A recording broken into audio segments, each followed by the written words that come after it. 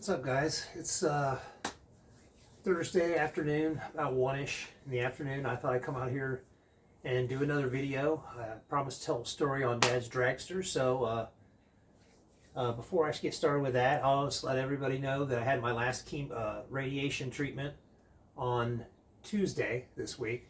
I got to ring a bell. Doesn't mean I'm cancer free, but I'm done with radiation as far as now. I have chemo next Wednesday, which I know I'm going to get sick again, so I'm trying to eat up as much as I can, bulk up, get hydrated. They scheduled me an IV for the following Tuesday, so I can get rehydrated, make sure that I get sick every time after chemo. So I know it's different for everybody else, but for me, I'm still in a lot of pain. Cut back on half the narcotics that I'm taking, so I'm not even taking any more oxycodone. I'm only taking morphine twice a day, once in the morning and once in the evening. In between that, I'm taking 500 milligram Tylenol, so my pain has receded quite a bit. So I appreciate everybody for the prayers, the support, the positive vibes. You know, if prayer's not your thing, hey, just keep me in your thoughts. I appreciate that too. I appreciate everybody, you know. So, yeah, things are going good. I'm going to do the best I can to stay on top of eating and getting plenty of rest. I do get fatigued quite a bit. I've lost a lot of muscle mass, so it's hard to be on my feet for long hours. But you know, I'm going to work get my strength back. So another thing I wanted to talk about was me putting my car up for sale or trade. Looking for a G-body. Doesn't have to be mint. Doesn't have to have interior. Doesn't have to have air conditioning or any of that stuff. Doesn't even have to have heat. It's going to be a street car. It's going to be a race car. I like it to be plated and titled. That way I can transfer it and I can still use it as a street car to pick my son up. If it's not practical, that's fine too. I have ways of transporting it to the track, but it's got to be plated and it's got to be titled. So that's something I'm looking for. This car isn't mint either, but I think somebody might be looking for something like this. It's right up their alley.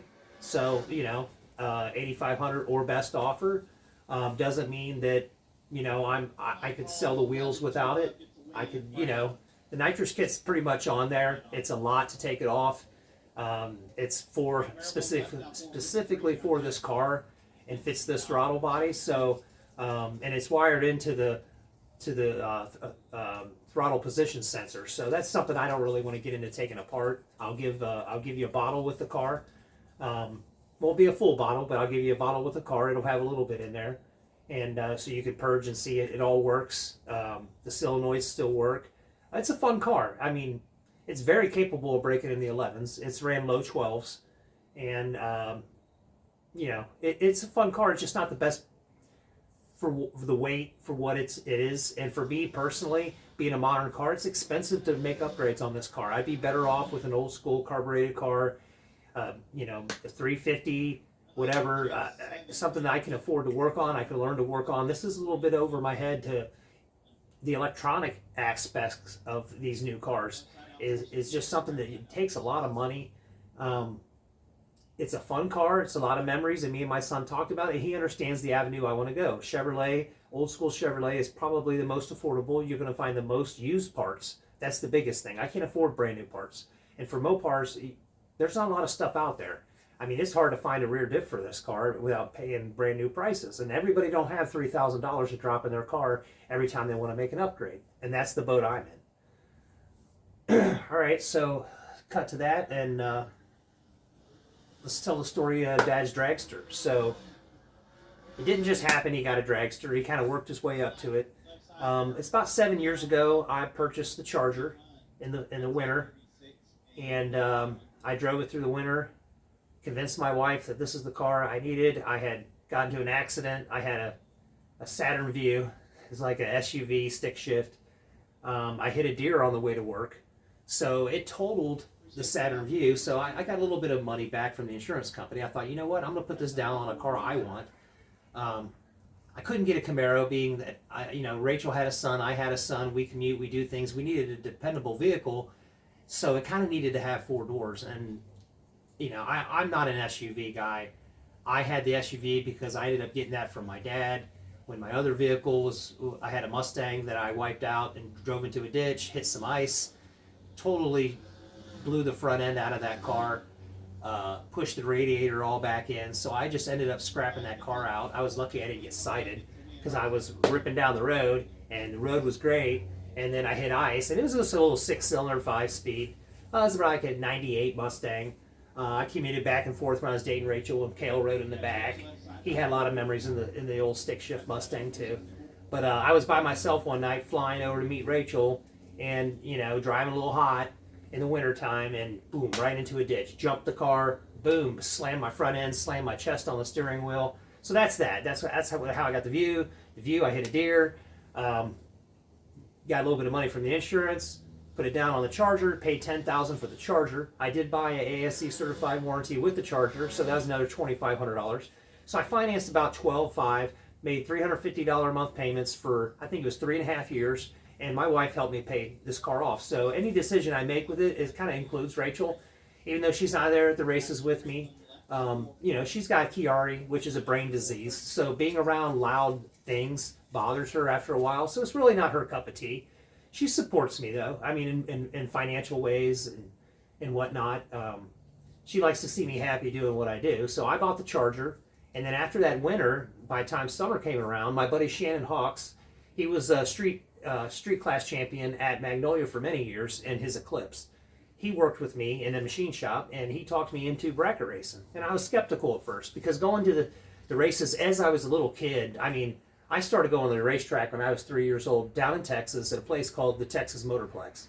I met Shirley Muldowney, Don Garlitz. My dad got me their autographs when I was little, and I was so little I don't even remember the first time I was at a track. But I will say that I enjoyed it, and I got hooked. I remember playing with my Hot Wheels in the hallway in Texas. I was 4 or 5 years old playing Snake and Mongoose. And my uncle had bought me the Hot Wheel set up, and he would always be Don Perdome, and he always bummed me out. He's like, I don't want to be Mongoose, I wanted to be the Snake, So my uncle always played in the hallway with me, and he's always pushing it down the hallway and outrun me every single time. He's like, I'm the winner, and would tease me, And I got hooked on drag racing as a little kid, and I think it was in the summer of '86 we moved home from Texas. Growing up, my dad he never had a lot of hobbies. I mean, we moved to Texas in '79 because he was a machinist. I was 3 years old and my brother was a newborn, and he got a job at a place called Gray Tool Company, and they machined a lot of stuff for the oil industry back then. And the oil industry in '79 was really booming. So my parents moved down there. I was born in Massillon. My brother was born in Canton. So growing up, my dad, he worked in that machine shop for a while until he got laid off, and he started his own roofing business. And he had a lot of, Mexican guys that worked for him and stuff, and they would lay down a lot of roofs, and it was really good for a short period of time. I think it was like 80, 83, 84, 85, we started racing BMX. We raced for about 2 or 3 years. I went from novice to intermediate. I was almost an expert. My brother was an expert, but he was a couple years younger than me. My brother had a Titan frame, which was complete titanium. They bought used stuff, but my brother probably had a $3,000 bike back then. And I had an Elf, which was a pretty nice chromoly bike. It was pretty light.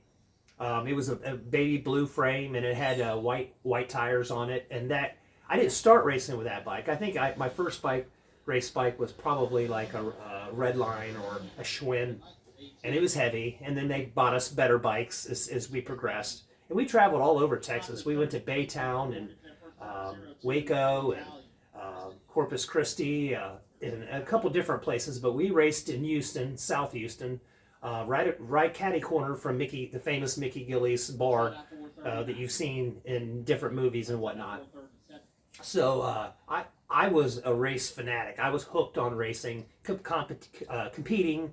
We would line up and race our bikes down the road, or big wheels. So that was all great. And then the economy hit really bad. Dad couldn't get jobs roofing anymore. Even the construction aspect, home improvements, people just were broke. So around '86, summer of '86, they moved home. And we ended up selling our race bikes. The only bike we kept was my dad's Cruiser that he bought to race. And I think he raced on Father's Day one summer of '84 or '85. And that one's hanging in the back. It's a Hutch. It's a vintage BMX 24-inch Cruiser. I kept it because we got older, and my dad decided to keep that bike because we could still ride it. He could ride it. I don't know. It wasn't worth as much money as the other bikes. So we kept that bike, and we still have it today. But we got out of racing. We moved back. I was in the 5th grade, and, I learned about Massillon Tiger football and my city I was born in. And the most important thing is we met our grandparents, which they came to visit us in Texas, but we got to spend time with our grandparents and get to know our grandparents, which instilled our faith, our values, who we are today, because we were just misled kids. My dad he took us racing and stuff, but we didn't go to church.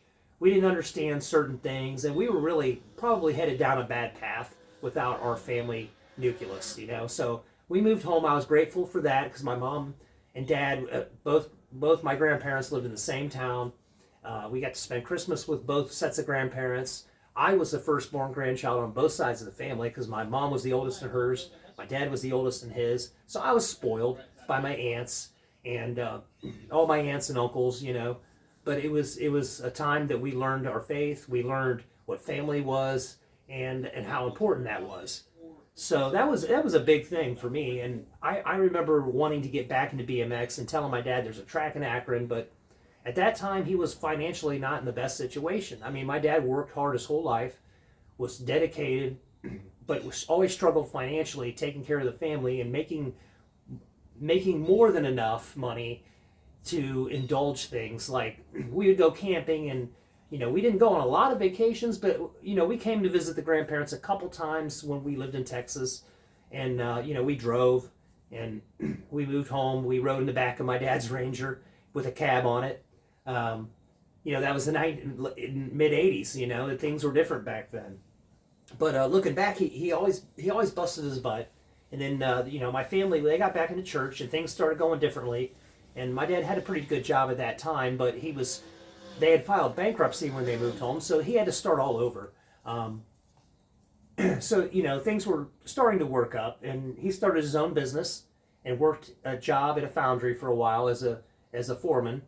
And but he never had hobbies. He never had a drag car. He never had toys per se. He never had remote control cars growing up. He never had the only toy he ever had, and I remember this because it really got me into cars and street cars, was an '83 Camaro. Actually, it was a '78 Camaro, I think, and it was we had it in about 1983, and he had it. It was just a 350 with a shift kit on it. It was not. It didn't have nitrous. It didn't have anything like that. But I remember the car was gutted, and there was no back seat. And I used to ride in the back, in the bare back of the car, and he would slam through the gears, and I would, it was entertaining. I remember him taking me to Galveston from Houston and driving over the Ship Channel Bridge in that car. He ended up selling it when before we moved home. He had that roofing business, and he was trying to make a living at that. But that was the only toy that I ever remember my dad having, and it probably at that time it really was just not worth a lot of money. So when we moved home, Dad started his business, and things started working, doing well for them. They had a house in Massillon. That's where I attended. I went to high school. Up until my senior year, they moved out to Tussville area. They bought a home with a little bit of property. Had about 3.5 acres. Dad ended up getting a couple cows, and his business was doing well. He had rented a building and then ended up purchasing a building over in Canton. He moved his whole machine shop, which was expensive. And at this time, he still never had toys. But one thing he did do is when we moved home, he would always take us to the Spring Nationals NHRA race down to Hebron. And I would always, that he did get National Dragster growing up as a kid in the 80s. So I would go through and read National Dragster, watch ESPN, follow drag racing, because I don't know, I just loved drag racing. My favorites were Joe Amato, Eddie Hill, John Force, Warren Johnson, Bob Glidden. It didn't matter if they were Chevrolet or Ford. I would just, sometimes I was Chevrolet guy, sometimes I was the Ford guy. It just depended, as a kid. But, we always try to pick a guy when we were in the grandstands, and sometimes my uncle would go, but my dad would take all three of us boys, buy us a shirt, and, that was our one thing to do on Father's Day every year. I can't remember how many times we went down there, but at least a handful. I can remember particularly I was about 22 years old, and I'm thinking I had moved out on my own. I was living on my own at that time, had my own apartment. My dad called me and was like, I want to do something for Father's Day. You want to go to the drag races with me like we did the old times? So I was like, yeah, This was probably around 2001, 2002, because I graduated in 95. And I remember it was one of the last time the NHRA was down there. And I was, I don't know, 20, 21, 22. And I remember being really depressed knowing that I could never afford to do what them guys do for a living. I was really depressed. I had a good time, walked through the pits, was standing right next to the cars when they fired them up, especially the fuel cars, top fuel cars for sure. I was always in the pits when they fired them up. I didn't care about the bracket racers. I always thought it was gay. I didn't want nothing to do with it. So, I would always watch the pros and run back in the pits, leave my dad in the stands, go get autographs, whatnot, talk to John Force, say hi, tell him he's my hero, whatnot. So I got really bummed out about drag racing because I realized how much money was involved. And I didn't really like bracket racing. I thought it was dumb. And I'm like, man, cars are expensive. So I thought I'd get into go-kart racing. And I did that from the time I graduated high school. I really wanted a street car, but I had a buddy in high school. We talked about street racing, and my dad overheard us at work because he had worked for my dad too. And my dad got really mad. I mean, he was PO'd. He's like, "You're not racing. You're not going to go buy this car if that's what you're going to do." And I had saved my money. I'd been out of high school about 6 months. Been working hard, working overtime. I was working 40 hours a week, junior and senior year. So there was a Duster down the road with a 340, and I really wanted it. But we went toe-to-toe, head-to-head. I mean, he was in my face about it, like, I forbid it. You're not buying this car. So I'm like, well, screw you, old man. That's, that was the 18-year-old perspective. I went and bought a go-kart and started go-kart racing. The first year I raced asphalt at Barberton Oval. I bought an asphalt chassis, road course chassis, and asphalt tires, and I spent, I don't know how much money. I had my car custom painted. But the guy ended up sponsoring me, gave me a really good deal on it. My buddy helped me, Jeff Middall. His dad was a track champion at Canton Speedway. His name was Bud Middall. And his son had lived in Massillon. His wife was an insurance agent for my mom and dad's shop. He was into go-kart racing, so he came over and kind of set my first kart up for me and showed me the ropes. And he raced at Barberton as well. So I did a whole season at Barberton, never won a race. It was alcohol Briggs class, which you could call stock light at that time. It's going back, this is probably 96, probably 1996. I did a whole season of that and decided to go dirt because dirt was a lot cheaper.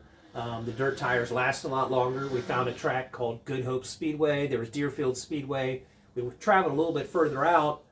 We could race on the dirt. Payout was great. There was starting to be a lot of guys. They'd get 20, 30 guys in a feature. And payouts were $300-$500, and I'm like, man, that's what I want to do. I want to chase the money. So I sold that kart. I kept that kart the second year I raced that kart on dirt. It was not a dirt chassis, but I did race it on dirt, bought dirt tires, set it up for dirt, and started racing dirt. Did okay. I don't know. Was midfield most of the time. Never won a race. Decided, crap, I'm spending all this money. I had a Hallmark trailer. It was like a, I don't know, 6 by 9 foot, something like that. It wasn't huge, but it was enough to put my stuff in. I ended up basically, my mom ended up telling me, look, you spent this much money on your credit card on racing. You're paying us rent, but you're not learning responsibility. I want you to get out and get a place of your own. So I got out, got my own place of my own, had bills to pay, got a little bit behind on my bills and realized that I wasn't going to be able to afford to race. So I ended up selling that go-kart, selling the trailer, and just focused on grinding at work. And so I quit racing. A couple years went by. I had jumped jobs, started another job. About, oh, God, goodness, I'm thinking it was like 3 years after I quit, I decided, hey, I have some money in this 401k at this job. I'm going to cash it out and buy another go-kart. So indeed, that's what I did against my boss's approval. They were mad about it, but they were like, whatever, dude, you're losing half the money you have in this to basically go start all over and go racing again. So I think I might have had $12,000 in there at the time, and I got like $6,000 out of it. So I went and bought a brand new chassis, a dirt chassis this time, brand new wheels, tires, and had my old engine builder build me a new motor. It was alcohol Briggs class. Went out and started competing again. Took second a couple times at Deerfield. Never won a race at Good Hope. Always finished the top 5 out of 20 guys, but raced pretty hard for a whole season. And like I said, just chased the checker flag. Never won a race. I can remember bringing my grandpa Balsley with me one time, and he was going to help me. And this breaks my heart to this day because he was always in the pits chatting with people, always spreading the good news of the Lord. He would hand out little pamphlets about people to people about getting saved and stuff. And I remember it was irritating to me. It was embarrassing to me because I was a young kid and I was just, trying to have this image of being a tough racer, a blue collar kid in the late 90s. And it irritated me, you know what I mean? I was trying to meet girls and meet friends, but I was very, very, very competitive at that time. I didn't like losing. I would get very upset with myself about losing. And that's probably why I didn't win, is because I put so much pressure on myself. But the second cart, I set up myself. I made all the body brackets myself, mounted all the body myself, painted it myself, did all the stickers myself. It was black and white. It was red, black, and blue stripes, black cart, but blue and red stripes.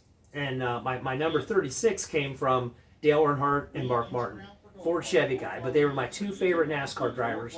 And that's something that me and my dad didn't see eye to eye on. He didn't like NASCAR racing. I started watching NASCAR racing in Texas as a little kid, sitting in front of the TV, and my dad's like, "You like stock cars?" I'm like, "Yeah, they're kind of cool. They're loud, they're revving, they're passing each other, they're banging." And when you seen a wreck, it was like, "Whoa,"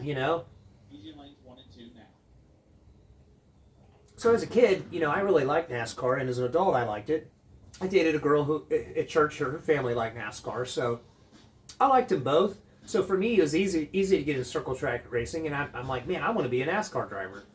And that was my racing dream, at 18. That's why I got into karting. And, I raced as hard as I could, did the best I could, but financially, I ended up having to sell the other cart as well. So, I never really achieved my success. I dreamed of maybe getting a cart for my son one day and getting him into karting, but I kind of grew up much like my dad. I was always working hard, but financially, I never had that extra lots of money to do certain things. And my dad never did either. Even though he owned his own business, he struggled. Ended up, losing his roofing business as a kid in Texas. That went under. His machine shop went under. Him and my mom got divorced. So he was on hard times. That's why I really look up to my dad. Life's thrown him some serious curveballs. And now he's got a wife that, really treats him well. They love each other. They go to church together. And it seems like, he's on a good road. And I look up to my dad for that. He's always been there for me. I'm lucky to have both parents in my life that are supportive. They might harp on me sometimes and, give me tough lessons. But when I was growing up, they didn't hand me nothing. They didn't buy my first car. I mean, they gave me good birthday parties and stuff like that, but they didn't hand me stuff when it come to money because they didn't have a lot. Like I said, my dad never had hobbies. So when I bought this car and Shannon, my friend, got me into bracket racing, I gave it a chance. I liked Magnolia. I liked the fact it wasn't a big, fancy racetrack, that I was intimidated by people with tons of money. It was everyday blue-collar family at Magnolia. So I fell in love with Magnolia drag strip. And I started bracket racing this car, and it was not very consistent being a street car, but because it's heavy, it's not consistent once it gets hot. And I'll tell you, this car, these RTs, this motor, this Hemi, will run 2 to 3 tenths slower hot than it does cold. Just from bracket racing experience, which that's hard to hold a number when one round you're going, in the beginning this car went 9.4, and then I learned to drive it and got it down in the lower 9s. Then I removed weight from the car, the back seat. I really got into I can't say remove the back seat. I bracket raced it for, 3 years with a seat in it, full weight, because it was still a family car. I would bracket race it and drive it to work. It wasn't until me and Rachel got a third vehicle that I started not driving this car in the winter, but it was still it still would get snowed on. I bought a car cover, didn't work. So it was exposed to the elements, but I didn't drive it on bad days when there was snow. I tried to preserve it, leave low miles on it, and we ended up getting the wife the Buick, so then I had taken over her Ford Focus so that we could leave this car and leave the miles off this car. But when I bought this car and I started bracket racing, that's when my dad went out, and he was finally in the time of his life. I mean, this was only 6 years ago, to go out and buy him a toy. So he got a 79 Monza. It was already built, already running car as a bracket car. It was a little rough. Had a 355. It was bored over, and it was an alcohol car. Had fender exhaust. Had a fiberglass front end. I believe it did not have the stock front dash, but I mean, it was a basic bracket car. The fastest he ever got it was in I'm thinking the 690s. Probably, but he bracket raced it a couple times. Most of the time he was always testing and tuning. Try to get the car dialed in. He never figured out the trans brake. He had a couple different mechanics work on it for him, and they couldn't figure this out. Basically, the car needed rewired. And at that point in time, I tried to make a pass in it, and it blew the tires off, and I got scared, and I'm like, yeah, I don't want to wreck Dad's toy. So I was kind of intimidated at the time. I kicked myself in the rear end for not trying harder, but it's his toy. I have my own car. I was chasing points in street class, and I was getting pretty good at it. I was third in points one year I finished. Didn't win a lot of races, didn't even actually win one event. Came runner-up a lot, and that's where bracket racing's really hard. It can be really frustrating, especially when you red light or you break out by a couple thousandths. I've had double O reactions foot breaking. I had a 001 before. Stacks of time slips. But I liked bracket racing, and then about four years ago, I noticed there was an event called No Prep Mania, and right before that, I started following Street Racing Channel, and I found out who this kid named Billy was. He had this S10, and I'm like, wow, man, this is cool. This dude's dad supports him, and he's a street racer. Like, wow. So I really looked up to the family nucleus type thing, and the fact that his dad was so supportive of his dream of a street car. I never, like my dad growing up, in my mid-20s, I struggled paying my apartment, maintaining life. I was able to get into guitar and stuff, but I didn't have the money to have a race car. I mean, I didn't have a garage. I was financially strapped. You'd think, well, machinists make tons of money. Well, not necessarily. Depends on where you work. So I was always financially strapped all growing up until I met Rachel. And we were able to, finance this car. She helped me pay it off. I was bracket racing this car and still making payments on it, to be honest with you, which was kind of risky. But a lot of guys do it. You see a lot of guys out there doing that kind of stuff. But I found No Prep Mania, and eventually I was hooked. I found a breed of racing that is blue collar, street car, heads up, flashlight style. I was blown away. I mean, it's like I fell in love with drag racing all over again, because although I still respect the NHRA and what they do and how developed they are, the old school street racing stuff really fueled my fire. And I found that, and it's like, man, that's something I could do with Dad. Fortunately, my dad's still kind of a traditional drag racer fan. He doesn't like the starting people at the starting line. There's a lot of people that are that way. I personally enjoy it. I like doing a burnout with people standing there clapping and cheering and rooting me on.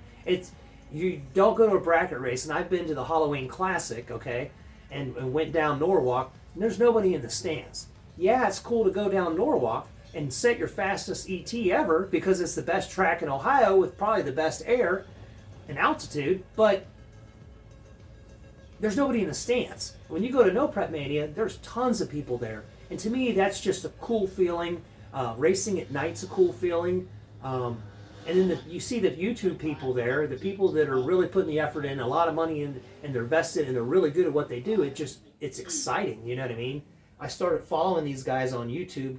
Um, people like Raggedy Ann, um, people like Billy the Kid and his little brother, and they got me really inspired. Like, this is something I want to do. So then I did, you know, Tommy's little girlfriend, Billy's little brother Tommy, his girlfriend Allison racing hard tire with a dart made me think about that. Like, this is something I really want to do. I don't care if I'm not the fastest. I don't care if I don't have a shot of winning the money. If I can win a round or two, hey, to me it's more fun. I get to watch better racing. I don't have to sweat in the sun all day, and I don't have to beat myself. Right? Like, if I lose because I don't have what I haven't put what it takes to win yet. Not because of myself, not because I cut a red light, or because I broke out, because all of a sudden the air changes and the car runs, 300 tenths faster than it was supposed to, because it was hard to bracket race this car. If anybody's ever done it, they'll tell you these cars are hard to bracket race. I don't know what it is about them. I even changed, to a cooler thermostat. I run a 180 thermostat now, and it didn't change anything. The car, it just, some days the car would run great. I even had it on Mickey Thompson ET streets consistently. It just hot, it runs slower, so you have to pay attention to your engine temperature and your transmission temperature. And I didn't have a sensor or temperature reading for my trans. So unless I got a better trans cooler, invested in setting this car up for bracket racing, I mean, I'm not saying that wouldn't be a good thing to have, but I don't really necessarily need a better trans cooler. It's got a NAG 1, which is expensive to upgrade. That's another reason why I'm looking into selling this car. Everything that you do on this car is like $3,000. I mean, literally, it's not like you can just go to the junkyard and be like, okay, well, if I wreck the car, yeah, I can find fenders everywhere, but performance parts are very expensive in the modern Mopar world. It's a rich man's game. It's always been a rich man's game. So that's kind of why I thought around about, looking to trade, looking, maybe somebody's tired of what they have, or outgrown what they have, or they're getting too old for what they have. Maybe they would like something like this that still has air conditioning. It still has cruise control. It don't right now. There's a wheel speed sensor I have to replace here in the off season, and it's not the one on the hub. I replaced that one already, so it's got an alarm on it. But so right now it won't go into cruise control. So it's a cheap fix, but that's why I'm seeking out the options with the Charger. But as far as my dad, he had the Monza, and 2 years ago he sold the Monza and went out and bought a dragster, which was his dream. He's always been a Top Fuel dragster guy. He went out and bought an alcohol dragster with a blower, blown alcohol dragster. He had a couple different people work with him. One got himself into trouble and is no longer in business. We met him at the No Prep race. He had a blown, a big Chevrolet blower truck, so we trusted him.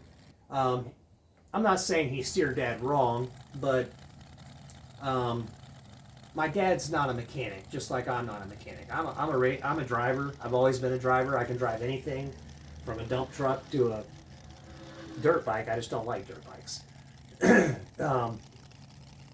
BMX is more my style. But Dad traded for this dragster, and I think he realized when he got into, just in the last year, it's a lot of work, a lot harder to get in and out of the trailer, on and off the trailer, Passenger whatever. side, fairly dry. And last summer we took it out, and But we took it to another shop. with me, The driver's guy went left over side. it, and next thing you know, the valve covers are leaking. As soon as we get it back from him, it's like, how are the valve covers leaking? So here, the valve covers are hitting the studs. So Dad's got to take the valve covers off, grind the studs down, and get the valve covers to seal a little bit better. He got to make a couple passes at Quaker last year. The car runs decent, but he still has trouble leaving off the trans brake. He's got a 3,500 RPM launch. The fastest he's been in the 8th in the dragster is like 580 pedaling. It's a very fast car. It doesn't have suspension. It throws you back in the seat right away. So I've talked about getting behind the seat of it, but I think it's not something I really want to do. I don't like seeing my dad get in it. I feel unsafe for him. because it's not properly maintained. Like I said, last time we were out, the valve covers were leaking. We tried to tighten them up. They were still leaking, so I'd wipe the oil up. He made a pass. Second time out, next thing you know, we blow a return line from the radiator. Water's leaking right in the staging lanes. I mean, that could be bad. If I don't catch that, that's my dad. He's 68 years old. That could be really bad.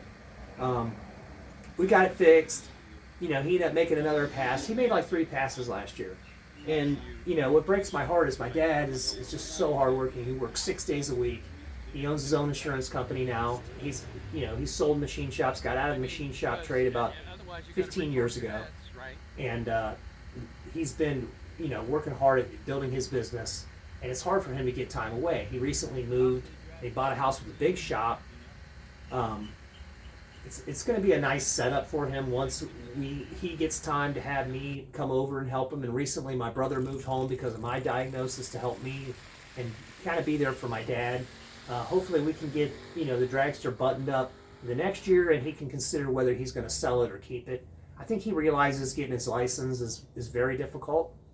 Another reason I like no prep racing, just saying, I'm not saying it's not good to get your license. It would be something I would definitely be interested in doing if I had a faster car. So that way I can compete in index racing. That's what I would like to do. I can't afford, say, a small tire car. I would like to have a pretty fast hard tire car that would be competitive, and then maybe something I could put radials on, still a street car, but go compete in the index racing. So I would like to look into getting my IHRA license, and I would, you know, my dad is too.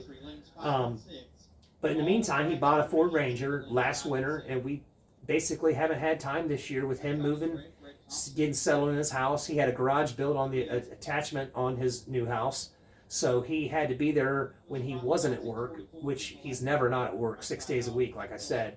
And then he's put a roof on that himself on the new garage. He didn't want to hire nobody else, didn't trust nobody else, so this whole summer he's been stuck in his off time putting the roof on this. So the Ford Ranger project hasn't really gotten off the ground yet. It's work in progress. It's going to take some time. Hopefully it'll be something that me and him can share. If I don't sell the Charger, I'm going to keep racing the Charger. Hopefully get my son Kale into it. I told him if he gets good grades next year and, you know, gets his temps, I would let him start taking the Charger down the track and Magnolia on test and tune days. So not nitrous assisted, but, you know, let him drive the car, feel the car, and I think it'll change his perspective on drag racing. It's a different day and age. I don't understand why he's not hooked already. I've took him to drag races. He's been more supportive. He's got older now that he's 15. He got his work permit recently and got himself an ID, so he's excited about making money. Hopefully I can get him hooked. I think it's something that can keep him out of trouble, keep him off drugs, keeping him from making bad mistakes that I personally made. I made a lot of bad mistakes. I can go on and make a longer video talking about my testimony in life and, you know, why I struggled. It was mostly my own fault, my own pride. But that doesn't mean you give up on your dreams, right? Like, no matter how old you are, no matter what battle you're facing, which I'm facing a pretty bad battle now. I've lost 20-some pounds fighting this cancer, and I'm not giving up. I'm not quitting racing. Do I love the Charger? Yeah, it's been a fun car, but I would like to find something to be more competitive. So I'm not looking for a handout. Maybe a hand up would be nice, you know. But, you know, whatever. I think I need to stay focused on getting healthy, and then, you know, like I said, helping Dad in this off season, maybe getting that Ranger in the shop, getting the shop rearranged so we can unload the dragster in there out of his trailer and work on that. We still have his ramp truck to fix. It needs a transmission put in it. Transmission is done sitting there, and we haven't had the time all summer to get the transmission in the ramp truck. That's the ramp truck we took to War in the Woods. I did a lot of cutting on that, and he did a lot of welding. And we'll just say that. It took the Charger all the way to War in the Woods. We lost a tire. That's another story. The trip to War in the Woods was something I'll never, ever, ever forget. And I was blessed to win one round and second chance. It was a good time and good memories with my dad. And I'd like to get back and get him into doing more stuff like that. I mean, I'm working on him with the no prep stuff. I don't see him ever racing it, but he would definitely said he'd let me race the Ranger in no prep. So maybe the Ranger will be a truck that he can slap radials on, do some bracket racing. I can make some adjustments, throw hard tires on, and go hard tire racing. So that's the goals. That's where, you know, the dragster came along. He's driven it. He's never driven it all out, but he still gets scared of the dragster. So, I mean, I think he realizes it's a little bit more than what he thinks he can handle at his age right now. We both have health problems, you know. He's pretty healthy for his age, though. I'll say that. But he experienced vertigo a few times last year, and it scared the crap out of him. So he's changed his diet. I had that happen to me 2 years ago, vertigo. And maybe it could have been because of cancer. I don't know. You know, looking back, that could be what it was. So, you know, that's the journey of my drag racing journey, my dad's drag racing journey. We're late bloomers, you know. I've only started going down the track 6 years ago, you know, so looking forward to next year. Hopefully I'll be in better health. We can start working this winter on this Ranger. He's got an LS for it, 5.3 to drop in there, and he's got a couple turbos already. But he talks crazy things, like investing in, you know, that stuff that Ryan Mitchell has, compressed air. It's like, whatever, bro. Let's just start working about building a truck. So hopefully here soon we can start that journey and figure out what we're going to do with the dragster. I'm sorry I couldn't bring you guys any footage this year with the dragster. It's just sitting in the trailer, ready to be buttoned up and worked on a little bit, and then hopefully next year we get the dragster back out, do some more testing, and figure out what he's going to do with it. In the meantime, this Saturday, so tomorrow's Friday, Saturday at 6 p.m., the Hollow Rewind at Dragway 42. I'm going to be there. I'm going to go live. I'm going to be enthusiastic as I can.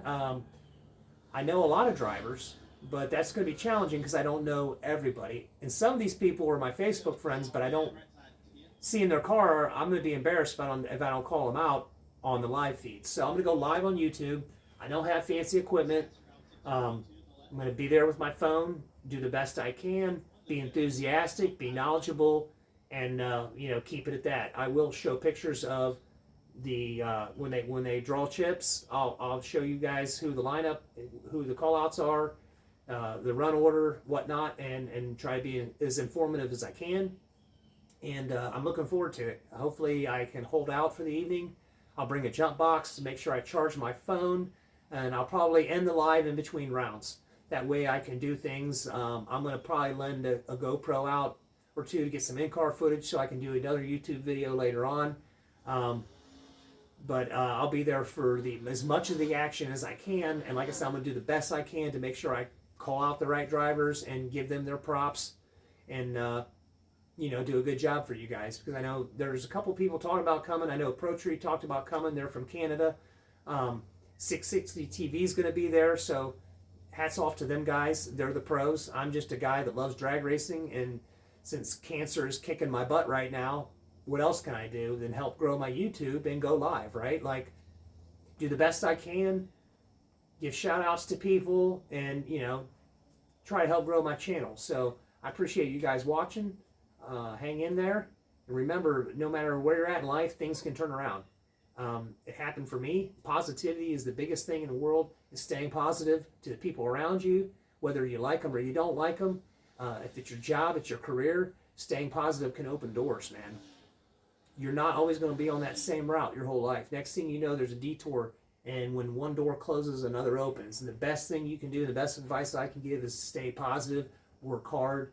Just know that one day your time's going to come. It might be when you're 25. It might not be till you're 45. It might not ever come, but at least you leave a legacy of positivity behind. So I'll leave you guys with that. I'll see you at the Dragway 42 for the Hollow Rewind. Hope you guys have a great weekend. Thanks for watching.